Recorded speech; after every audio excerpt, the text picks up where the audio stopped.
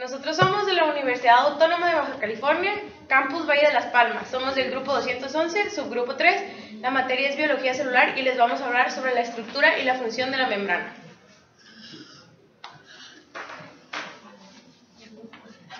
La membrana celular. La membrana celular aísla todo el contenido de la célula y a su vez permite que se comunique con el ambiente.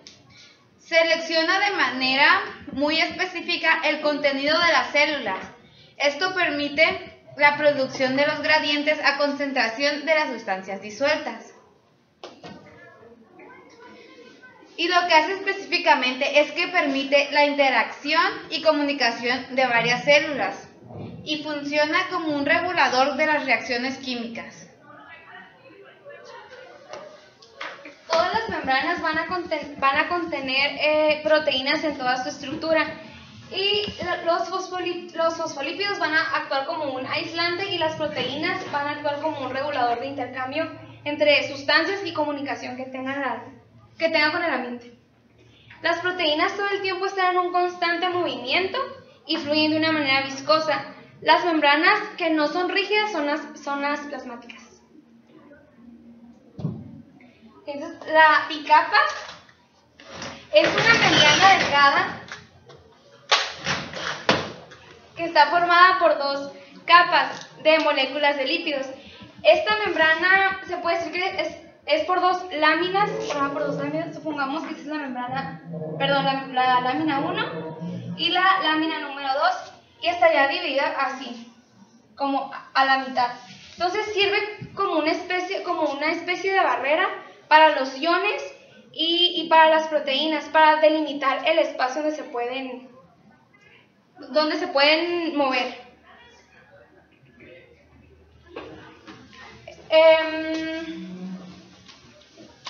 Los lípidos van a tener, este es un ejemplo de un fosfolípido, va a tener una cabeza que es hidrófila y dos colas, que son estas, van a ser hidrófobas. Estas van a estar sujetas por una fuerza, por fuerzas opuestas, y las cabezas van a caer en la parte externa de la superficie y las colas van a caer en la parte interna. ¿Por qué? Porque las cabezas, en la parte donde quedan las cabezas, que es la parte que queda expuesta, es porque hay agua y pues en las colas no.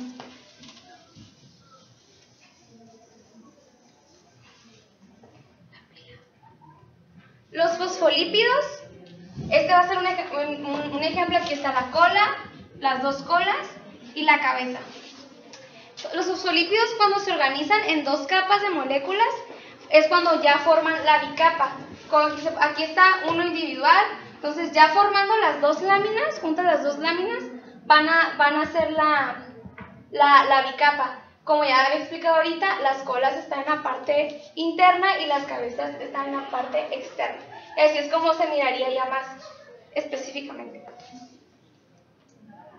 Aquí ya se puede ver como de una vista más externa, cómo se miran.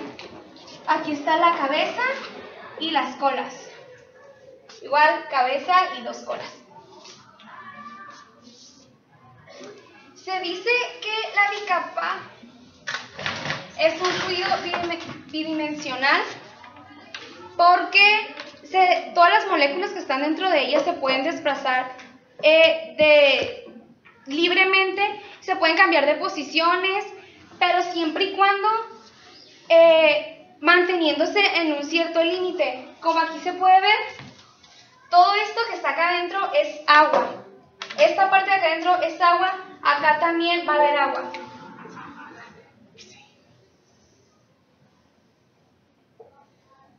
Es por esto que las cabezas, como ya había mencionado, que son hidrófilas, van a caer en la parte externa. ¿Por qué? Porque estas se sienten atraídas por el agua, mientras que las colas repelen el agua. Entonces, las colas van a estar de esta parte, por este sitio. Y también es esencial para su funcionamiento. La bicapa tiene como características que es flexible y es fluida, por lo mismo que había explicado, que las moléculas que están dentro de ellas se pueden cambiar de posiciones, se pueden expandir. Es como si esta molécula se viniera de este lado y esta otra para acá, siempre y cuando no salgan de todo este límite que está marcado aquí. Más que nada, esa es la función de la bicapa.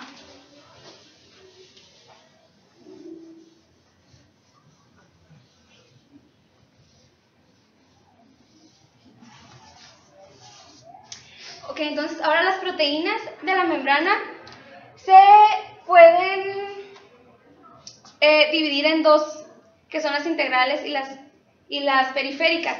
Las integrales pueden cruzar la membrana y aparecen en las dos superficies, ya sea la interna o la externa. Y las proteínas integrales,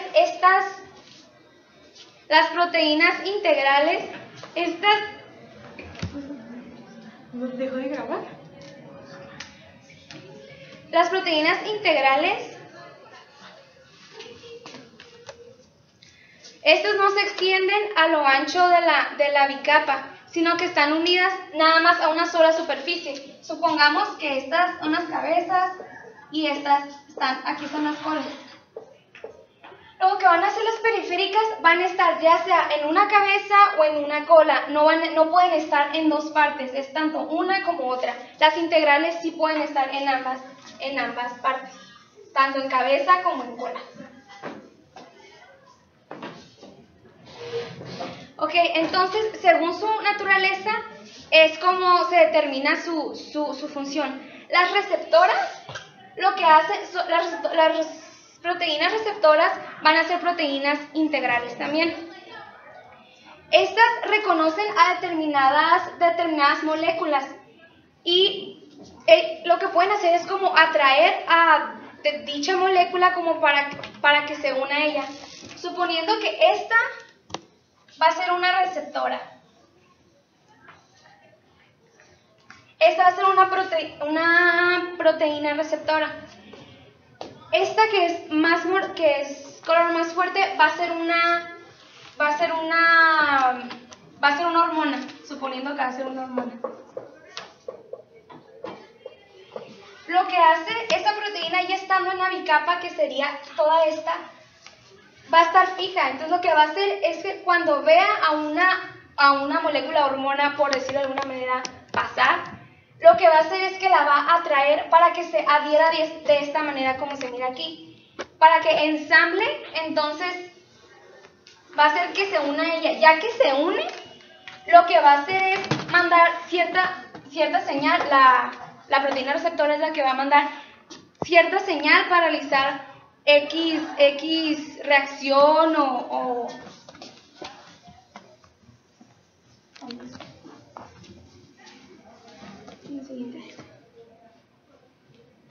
Las transportadoras son proteínas que cambian de forma para dar lugar a dicho funcionamiento, procedimiento o dar algún producto.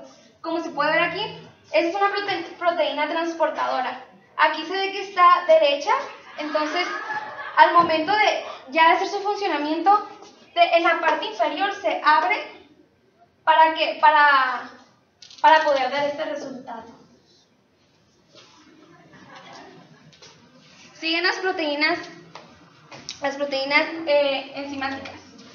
Estas proteínas lo que van a hacer también pueden ser integrales o periféricas, no una en específico, y sirven como su función es como si fuera un catalizador. Esto quiere decir que puede acelerar o disminuir la velocidad con que se hace una reacción.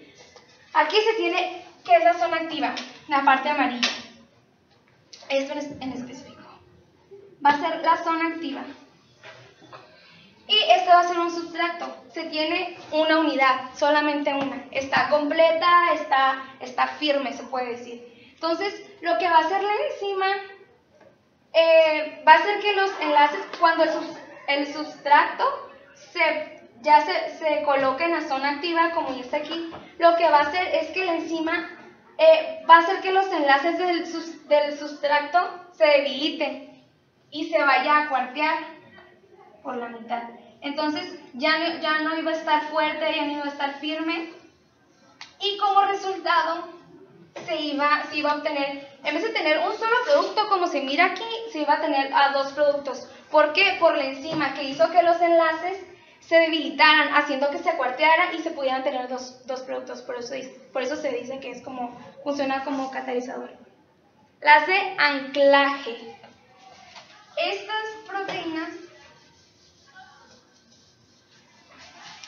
Estas proteínas son periféricas y se encuentran en la parte del citosol, como aquí se puede ver, ya sea en la parte interna de la célula, en el citosol de la membrana, y sirven para fijar los filamentos en el citoesqueleto. Estas azules van a ser proteínas de anclaje, entonces aquí serían las azules. Entonces se puede ver que están como tomando o atrayendo a los filamentos para que se queden firmes en el citoesqueleto y no se salgan de ahí. Tienen como unos tipo bracitos, por así decirlo, que con eso van a enganchar al filamento que se quiera tener en el citoesqueleto. Entonces aquí está trayendo a esta por la parte superior y acá por la parte inferior.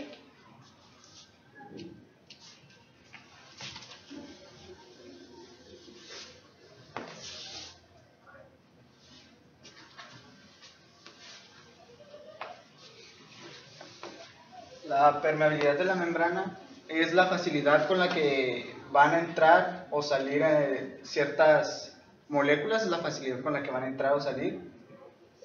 Hay tres tipos de permeabilidades: las que son totalmente permeables, impermeables y semipermeables. Las membranas que son totalmente permeables permiten que pase cualquier estructura, disolvente o las impermeables no permiten que pase nada, solo lo que nos lleva también a las semipermeables. Estas permiten que pasen algunas cosas y otras no, que es de la que vamos a hablar. La permeabilidad selectiva o semipermeable, pues en esta, como les digo, en algunas estructuras van a poder pasar y algunas otras no. Esta permeabilidad depende de varios factores físicos y químicos. El primer factor sería solubilidad en los lípidos. Esto es si la molécula que vayan a entrar en la membrana es disolvente a la estructura de la membrana. Por ejemplo, tenemos aquí una pequeña molécula.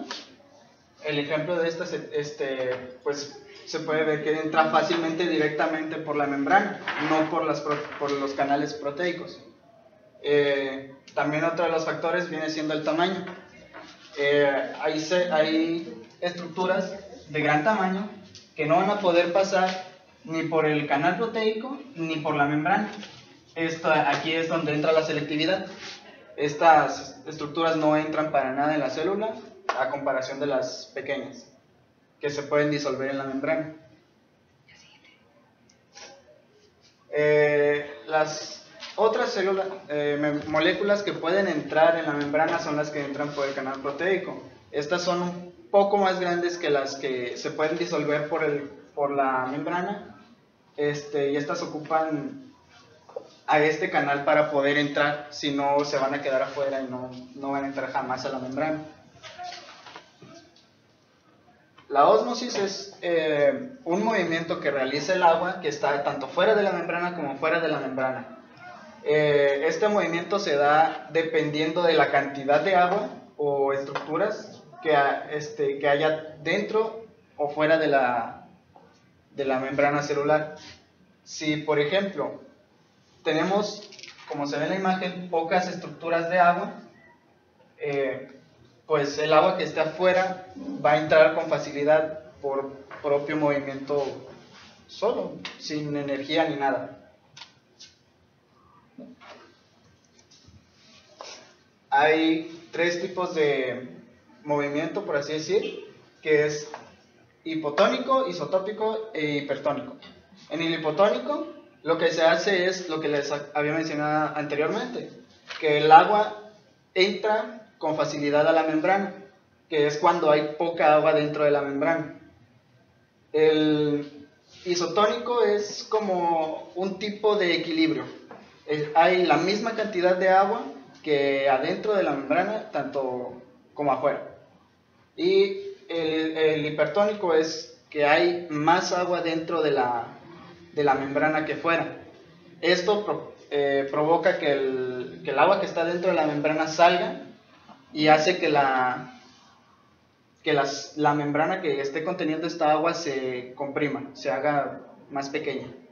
Caso contrario en el hipotónico, se expande la membrana.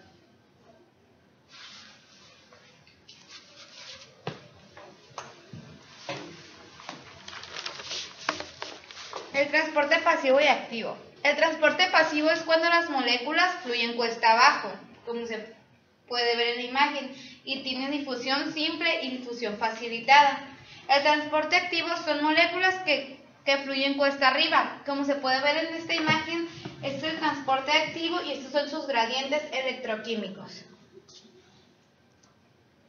El transporte activo, sus mecanismos principales serían los transportadores acoplados.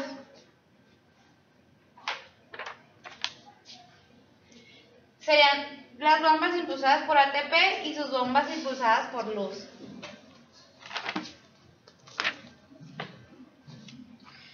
Los transportadores acoplados suministran la energía necesaria para impulsar el transporte activo en una segunda molécula. Tiene un transportador sin portador, un transportador antiportador y un transportador uniportador. El transporte pasivo, como ya les había mencionado antes, tiene una difusión simple y una difusión facilitada. El transporte pasivo es facilitado de moléculas de glucosa a través de permasas. Estos desplazamientos se consideran pasivos ya que no requieren de una fuerza impulsadora. Un proceso pasivo puede ser impulsado por gradientes de concentración y por fuerzas eléctricas.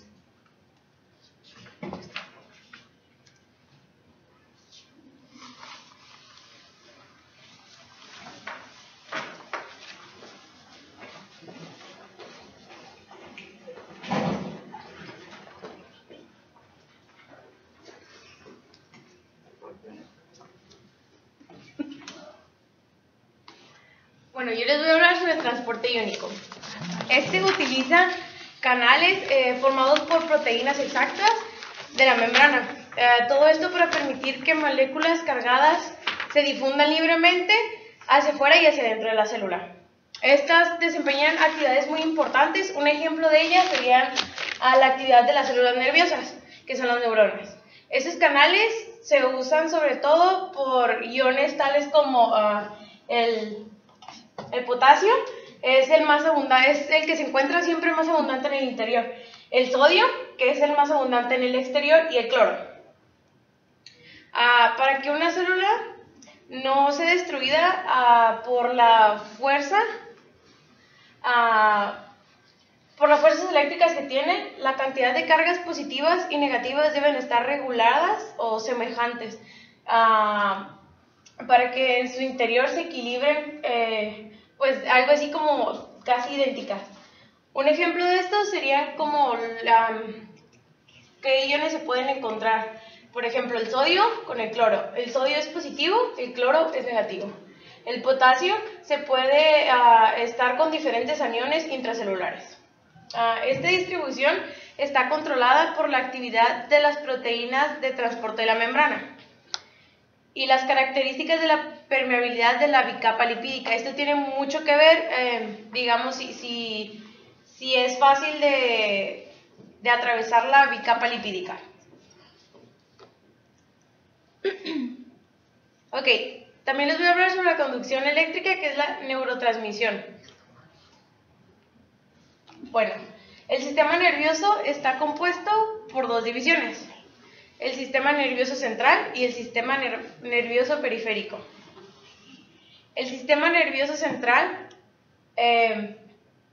contiene el cerebro y la espina dorsal, es lo que se ve aquí, cerebro y la espina dorsal. Ok, mientras que el sistema nervioso periférico es el que conecta la espina dorsal con los músculos y receptores de sensaciones, ¿ok? Las neuronas son las células del sistema nervioso. Están especializadas en la obtención y la transmisión de datos. Estas son las neuronas, que para esto utilizan procesos electroquímicos. Ok, bueno, sabemos que las funciones de la neurona son muy importantes. Su labor fundamental de una neurona o una célula nerviosa es el recibir, conducir y transmitir señales, ¿ok? Bueno, esto es como, digamos, el mensaje que manda. ¿Exactamente para qué? Para recibir, conducir y transmitir las señales.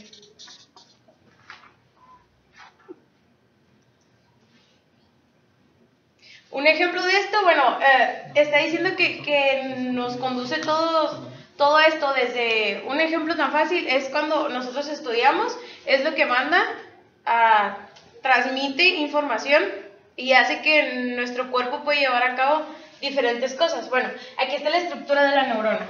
Estas que vemos aquí, estas de aquí, todas estas, son las dendritas. Todas estas, ¿ok? Y como lo vemos, está en el centro, es el núcleo. Toda esta parte de aquí adentro es el cuerpo, ¿ok? Bueno, estas partes de aquí, que son como los cuellitos, es el axón. Y esta es la funda mielina. Toda esta, ¿ok? Estos son botones o pie, también se le llama así, ¿ok? Entonces, esta es la estructura de la neurona en sí. Ok, bueno, ¿qué es la neurotransmisión? Ok, la neurotransmisión es la comunicación entre las neuronas, es decir, como su nombre lo dice, neurotransmisión, es la transmisión entre ellas. Está acompañada por el movimiento de señales electroquímicas a través de la sinapsis.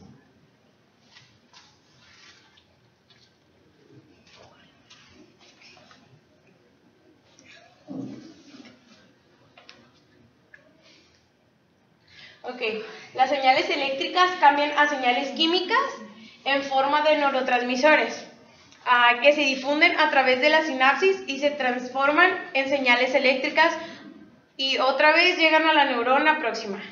Esto se denomina neurotransmisión en una sinapsis, ¿ok? Bueno, lo que exactamente, bueno, para darlo un poco más sencillo, son las señales que mandan, las señales químicas que se mandan de una neurona a otra neurona.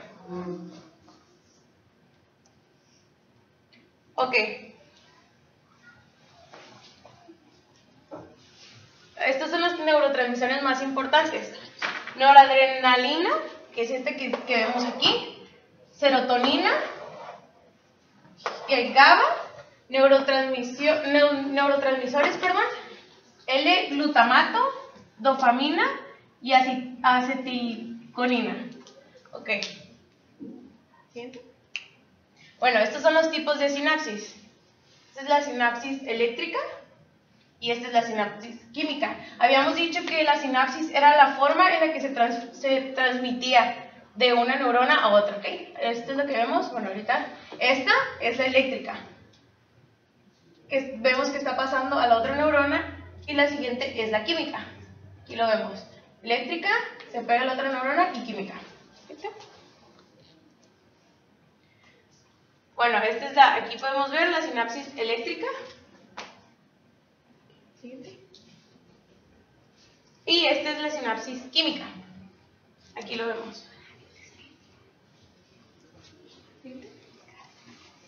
Eso es todo por nuestra parte. Muchas gracias.